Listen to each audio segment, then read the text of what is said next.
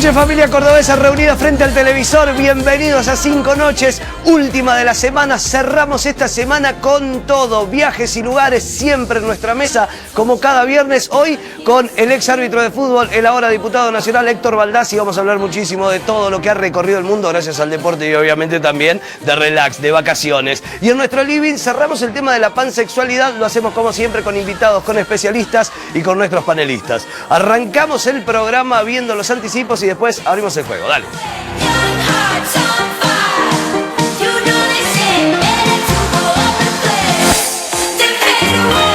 Quédate para ver 5 noches. Hablamos de la pansexualidad, una nueva forma de relacionarnos. En 5 noches, viajes y lugares, Héctor Baldassi nos muestra sus destinos favoritos. Hablamos de las visitas guiadas en la noche de los museos y además todo sobre la carrera de turismo en la Universidad Provincial. Esto es 5 noches, en vivo por Canal 10.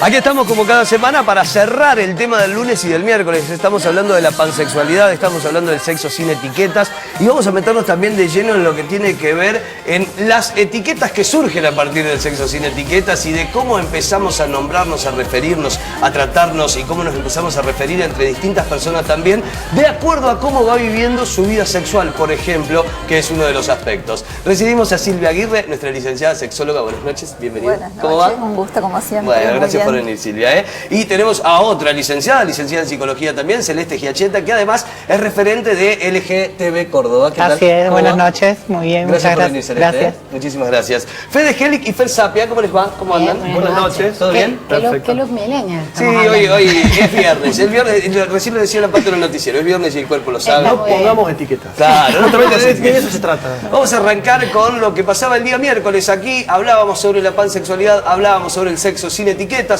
lo hacíamos con un antropólogo, lo hacíamos con un sexólogo también. Esto nos decían, mirá. Esto pasó en 5 noches. No es ese un problema, pero sí es un padecimiento, porque justamente el entorno, familiares, amistades, personas que comparten el trabajo, son las que por ahí ponen la etiqueta y la etiqueta en lo sexual generalmente tiende a excluir. Entonces ahí está el padecimiento y el malestar y en cómo a partir de eso puede uno mostrarse. Nos vamos a meter de lleno ahora en el informe para esta noche y luego de verlo vamos a charlar aquí con nuestros invitados. Dale.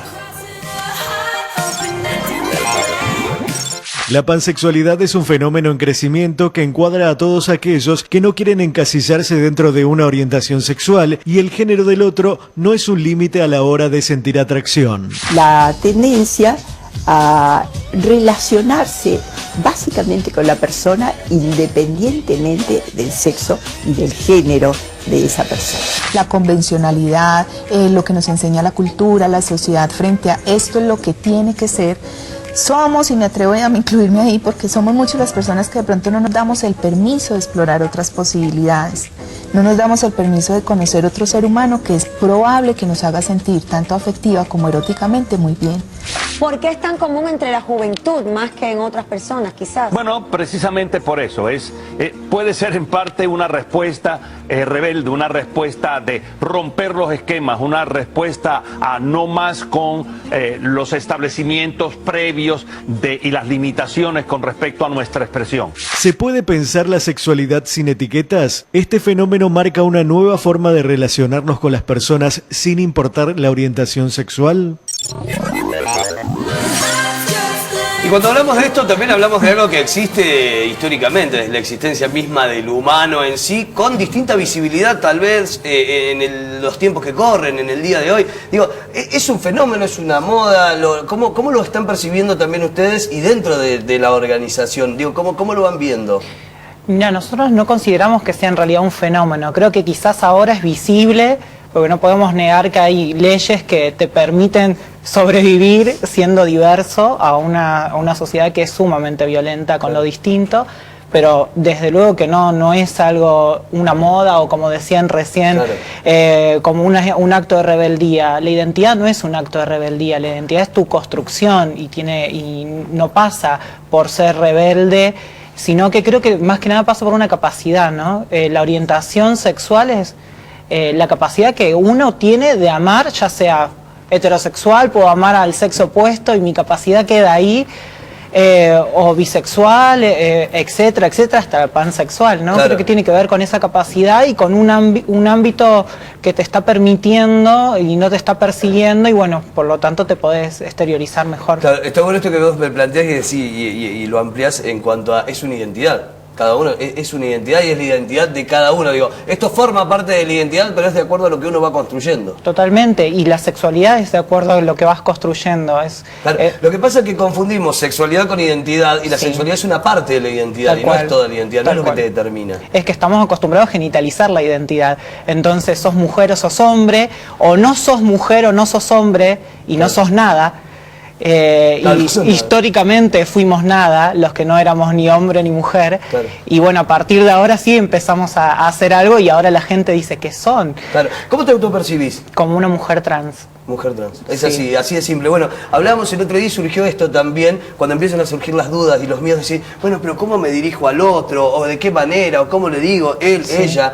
Y lo que salió es, bueno, preguntarle primero qué quiere, qué es, cómo se siente, y de ahí en adelante empezás a actuar de manera normal como cualquier otra persona, digamos. Es eso. Totalmente, es como cuando veo cualquier persona y es esto, entrar en el vínculo, en la relación y ver la empatía, ¿no? ¿Qué es lo que necesita la otra persona para poder tener una relación sana? Claro. Creo que si a cualquier mujer trans la ves, es indudable el artículo que tenés que usar, ¿no? O sea, independientemente de la genitalidad de la mujer trans o si es más o menos Es el una estándar persona. binario. Claro, es una persona, referirse como persona. Tal cual. Directamente. Silvia, uno de los especialistas ahí en el informe decía, es un fenómeno tal vez que se ve más en los más jóvenes, o que se nota más en los más jóvenes. ¿Es porque se le da más visibilidad en la juventud, en la gente más joven? ¿Se tapa más en las edades más arriba o no tiene que ver? Yo creo que entre los chicos más jóvenes hay, en algunos casos, en muchos posiblemente, una mayor apertura, una mayor posibilidad de pensar otro tipo de orientaciones, otro tipo de posibilidades que en generaciones anteriores, donde la cosa era mucho más celeste, rosa, Claro, varón, mujer, binario, todo tal cual. absolutamente binario, heterosexual, monógamo y sin poder salirse de ahí. Entonces, en este sentido, creo que las generaciones más jóvenes tienen esta posibilidad de una mirada distinta. Ahora, dentro de lo que estaban diciendo ustedes recién, me parece que a veces ayuda a hacer una distinción entre lo que es la identidad sexual y lo que es la orientación sexual. Quiero decir, si yo me percibo mujer, varón, si Claro. me percibo Claro, esa es la otra diferencia cosa que queríamos, diferente, y a su vez, si me gustan las mujeres, los varones u otro tipo de personas, ¿no es cierto? Y entonces, en la pansexualidad es un poco una mezcla de todo, digamos. No habría, parecería por lo menos desde las definiciones mediáticas, ningún tipo de modificación en esto, ¿no? Es simplemente una persona que te atrae, que te gusta independientemente de la identidad y de la orientación. Excelente. ¿Fer? Sí, a ver, creo que con respecto a esto de las generaciones y de esa rebelión o no, me parece que justamente ahí está. Las generaciones nuevas no tienen tantos límites y se revelan un poco más a lo que tal vez antes sentían, pero se inhibían en mostrarlo. Porque yo no creo que ahora, porque los jóvenes, no sé, esté de moda, empiezan a sentir cosas diferentes. No, creo que siempre lo sintieron, nomás que antes lo inhibían porque estaba prohibido, porque estaba mal visto. A mí me parece que ahora los límites no los tienen los más jóvenes porque tienen esa apertura y empiezan a ver que ya no está tan mal visto, porque lamentablemente tenemos que hablar así porque todavía seguimos siendo bastante conservadores. Entonces me parece que los más jóvenes tienen más esa libertad y tienen esa rebeldía de decir, a ver, siento esto, pruebo, me gusta, no me gusta, no tienen tanto eso encasillado como si se viene de antes, de la boca para afuera, porque insisto, lo sentían antes también. Freud habló de la pansexualidad, estamos hablando de muchísimo tiempo antes, entonces me parece que la diferencia radica en eso, en que hoy no tienen esos límites de no mostrarse, de esconderse, lo viven con una libertad distinta, y que me parece que está bárbaro. Sí, no se autorreprimen, digamos, básicamente. Claro, y porque ven que por suerte la cosa está empezando a abrirse más y estás empezando a aceptar al otro tal cual es, no solo a nivel política, religión, equipo de fútbol, sino decisión de vida, de sexo, de gustos, que me parece que está bárbaro. Cada uno tiene que buscar la felicidad en lo que se sienta feliz, con la persona que se sienta feliz más allá del sexo. Fede, han cambiado tanto los tiempos que cuando quizás nuestros padres empezaron a trabajar estos temas, nos hablaban de Babilonia, castigada por Dios, que la quemó por ser impura, o de Sodoma y Gomorra, aquella histórica ciudad que al final terminaron quemando y que la mujer de Lot se dio vuelta y se convirtió en sal, porque todo lo que venía vinculado a una sexualidad diferente a lo que era hetero era demonizado. Todavía en la India, en Rusia, es ilegal ser homosexual. En los países árabes, generalmente Irán, que tiene un régimen mucho más totalitario, es motivo de pena de muerte. Entonces también hay que tener cierta, ¿cómo sería? Ese coraje interno y una seguridad en uno mismo para empezar a tener apertura cuando no me lo permite la ley. Yo creo que no es ninguna ilegalidad y también en ese entonces era un pecado reconocerse del homosexual o de otro tipo de, de orientación sexual, como bien hablaba en este caso la sexóloga. Me gustaría después tocar el tema con usted de aquellas personas que se declaran, mejor dicho, se reconocen como heterosexuales, pero a la hora de satisfacer su libido, perdón la palabra, quizás implican otro tipo de, mejor dicho, de prácticas, que a lo mejor no hace falta que uno pierda su identidad, simplemente lo vive de la manera que lo siente, sacándose un poquito esa etiqueta o no. ¿Por qué no puede vivirlo de esa manera si dentro de 4 paredes cada uno puede ser libre de hacer lo que quiera con su cuerpo, teniendo el consentimiento de la persona con la que lo quiera practicar? Sí, por supuesto. Y hay muchísima, hay mucho ocultamiento en esto, ¿no? Todavía, para decir, bueno, soy heterosexual. Hay, por ejemplo, muchos varones con doble vida, casados con su familia. Una vida heterosexual toda de apariencia, y luego toda una vida homosexual o con otro tipo de orientación o de gustos hacia personas transexuales, por ejemplo, o lo que sea, ¿no es cierto?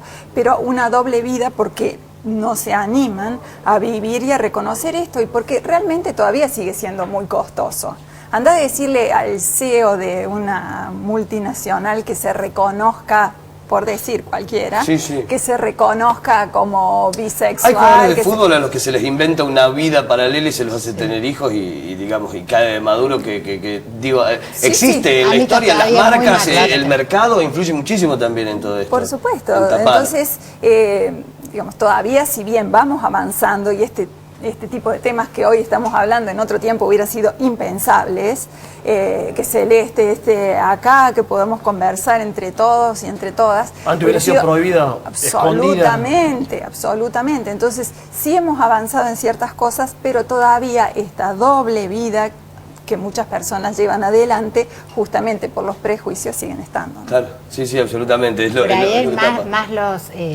que por lo menos uno ve y lee, que en la parte masculina, los hombres es a los que más les cuesta demostrar esto, salir de esa barrera, porque todavía el machismo, el patriarcado y todo que tiene la sociedad hace que sea más difícil ellos decir, me gusta probar. En cambio, la mujer es como que en ese sentido se ha liberado un poco más con toda esta lucha del feminismo, de sentirse libre de expresar lo que es, y por ahí también va un poco esto de un CEO de una multinacional, y es difícil que... No lo blanqueará. Hay un futbolista. Sí, son casos así. Vamos a hacer el primer corte de la noche, vamos a seguir hablando en el próximo bloque de esto. Tenemos música en vivo, como siempre, como cada noche.